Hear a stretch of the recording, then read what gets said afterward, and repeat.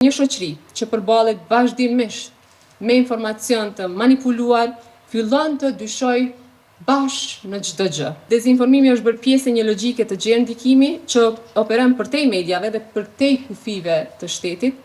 Ai nuk prodhohet as pa dashje, as rastësisht. Ai planifikohet me shumë kujdes dhe shpërndahet në mënyrë të koordinuar përmes kanaleve të ndryshme, duke përfshirë media tradicionale dhe platforma digjitale, shpesh pa autor të identifikueshëm dhe pa përgjegjësi të qartë.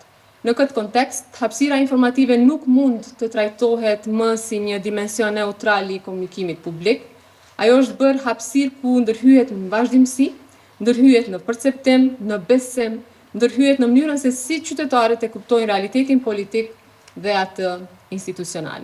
Dhe kur këto ndërhyrje bëhen të vazhdueshme dhe të pakontrolluara, ato të fillojnë të kenë pasoja që shkojnë përtej debatit publik dhe e dëmtojnë stabilitetin e shtetit, sepse një shoqëri që përballet vazhdimisht me informacion të manipuluar, fillon të dyshoj bashkë në çdo gjë, në institucionet, në proceset zgjedhore, madje edhe në faktet historike, siç e kemi parë gjatë ditëve që lam pas. Dyshimi pra nuk ndalet këtu, ai depërton në çdo fushë, pra fjala e profesorit bihet në pikpyetje, rekomandimi i mjekut relativizohet, ekspertiza nuk pranohet më si referencë, por si opinion mes shumë tjerëve.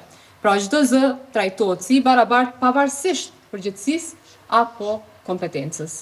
Kjo bëhet edhe më komplekse me zhvillimin e hapshëm teknologjik. Inteligjenca artificiale po ndryshon natyrën e përmbajtjes.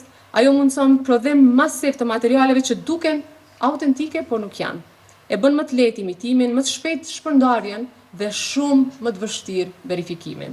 Andaj çështja e dezinformimit nuk mund të trajtohet më si temë periferike, i pëlqej apo nuk i pëlqej dikujt, e as si diçka politik mediale.